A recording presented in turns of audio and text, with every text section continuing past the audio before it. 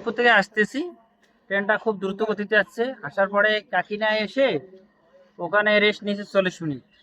নেওয়ার পর আবার ট্রেন চলছে। চলন্ত অবস্থায় আমরা হাতিবান্ধা পর্যন্ত ভালোই দেখছি, মানে আপনার ভোটমারি পর্যন্ত। ভোটমারি পার হয়ে একটু আমরা ধোয়া দেখতে পাই।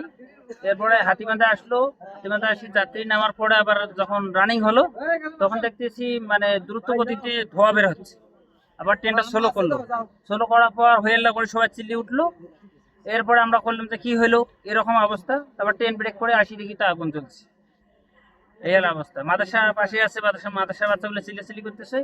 ওটা দেখে আমরা আবার আতঙ্কিত হচ্ছি, সবাই ট্রেন থেকে নামতেছে। কি হলো এসে দেখি তো আমরা ইঞ্জিনে আগুন। হঠাৎ করে ইঞ্জিনের পাইপের মধ্যে আগুন, তেলের লাইনের মধ্যে আগুন লাগছে অনুমানিক। দেখার পরে মাদ্রাসার ছাত্ররা দেখার পরে গার্ড ভাইকে ফোন দিচ্ছে। গার্ড ভাই তারপরে রেলের ড্রাইভারকে বলছে। ড্রাইভার গাড়ি স্লো করছে। ইতিমধ্যে পাশে মাদ্রাসা ছিল, মাদ্রাসার ছাত্ররা পাইপ দিয়ে কিছু ইয়া করছে, পানি সহযোগিতা করছে। কিছুক্ষণের মধ্যেই সাংবাদিক আসছে। তারপর কিছুক্ষণের মধ্যে ফায়ার সার্ভিসের লোক এসে এটা নিয়ন্ত্রণে ভালোভাবে হয়েছে। ইনশাল্লাহ কোনো ক্ষয়ক্ষতি তেমন মনে হয়নি। তারপর বাদ বাকি ট্রেনের যা যা কর্মকর্তা কর্মচারীরা যারা আছে তারা পর্যবেক্ষণের পরে পরবর্তী ট্রেন যাওয়ার জন্য সিদ্ধান্ত। আমরা পিছনেরই বগিটাতে ছিলাম। এই পাশে অনেক মানে পরিমাণ ধোঁয়া বের পাই এবং গন্ধ লাগতেছে। পরে ধীরে ধীরে ধোঁয়াটা অনেক বেশি হলো, ইঞ্জিন ভালো পাই। পরে যাত্রীরা মানে তাড়াহুড়ো করে আমরা নিচে নামার পরে ওই যে ওনারা ইয়ে দিয়ে আগুনটা নিয়ন্ত্রণ। পেছনের বগিতে ছিলাম তো, তা গন্ধ শুনতে পারতেছি। ট্রেনটা অনেক স্লো হয়ে যাচ্ছে।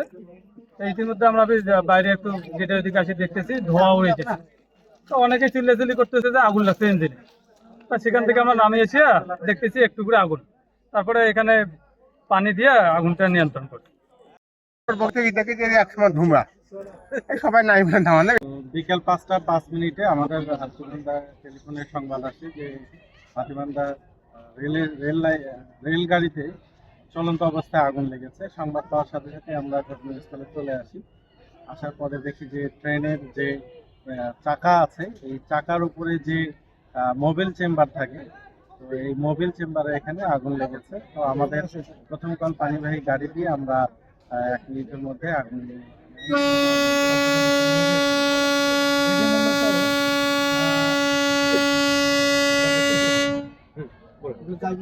এটি সম্ভবত যে চাকার যে ঘর্ষণের ফলে ওভারহিট হওয়ার কারণে মূলত সেখান থেকে আগুনের সূত্রপাত ঘটে। পরবর্তীতে ইঞ্জিন ঠান্ডা হওয়ার পর তারা আবারও ইঞ্জিন স্টার্ট করে। কোনো দুর্ঘটনা না ঘটলে, কোনো আশঙ্কা না থাকলে গাড়িটি পরবর্তী গন্তব্যে